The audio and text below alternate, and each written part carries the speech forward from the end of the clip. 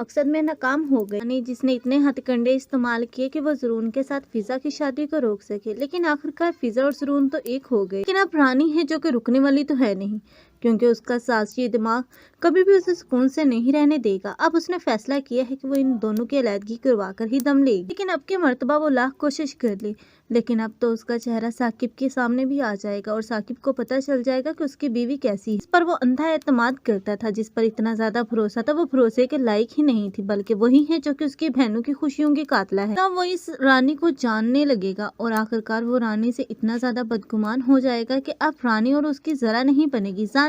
रानी जो कि दूसरों का घर उजाड़ने का सोच रही है, वो अपना ही घर उजाड़ बैठेगी अपनी ही इन हरकतों की वजह। रानी जैसी लड़कियों का अंजाम तो बुरा ही देखने को मिलना चाहिए, लेकिन दूसरी तरफ अरहम है क्योंकि हर बात का कसूरवार अपनी माँ को ठहरा रहा है। लेकिन माँ जिसने अब उसका भला ही चाहा था, वो तो चाहती थी कि वो अपने बेटे को जिंदगी में खुश देख सके, इसलिए अब उसने जीनत जैसे लड़की का इंतखाब किया। जीनत जो कि पहले तो बहुत ज्यादा मासूम नजर आ रही थी, लेकिन अब जीनत की शैतानी हरकतें और उसका शैतानी दिमाग जिससे वो बिल्कुल ही नावाकिफ थी।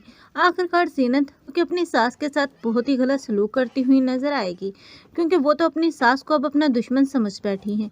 उसे लगता है कि जो कुछ भी अरहम उसके साथ कर रहा है वो उसकी सास का किया धरा है, लेकिन अब उसकी सास जिसने अब उसकी शादी अरहम के साथ करवाने की बहुत बड़ी हमाकत कर दी, लेकिन अब यही अरहम है जो जब देखेगा इस जीनत को अपनी माँ के साथ बदतमीजी करते हुए, तब वो बर्दाश्त नहीं कर पाएगा, क्योंकि रिदा की मौत को तो उसने बर्दाश्त कर लिया और अपनी माँ की भी अब वो बात नहीं सुन रहा, लेकिन अपनी आंखों से देखकर वो बर्दाश्त नहीं करेगा और इस जीनत को डिवोर्स दे देगा।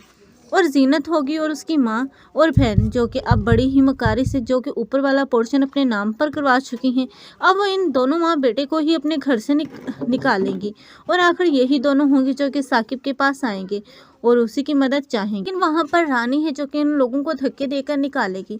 लेकिन साकिब को जब ये पता चलेगा कि इन सब के रिश्तों में दरारें पैदा करने वाली उसी की अपनी बीवी थी और सबसे पहले जो सबसे बड़ी बदगुमानी थी वो रानी की वजह से आई थी, तब तो वो रानी को कभी माफ़ नहीं करेगा।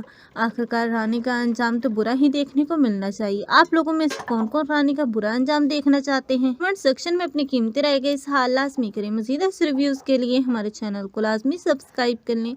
अगर आप लोगों को हमारी वीडियो अच्छी लगी हो तो वीडियो को लाइक करना मत भूलिएगा। अल्लाह हाफिज़।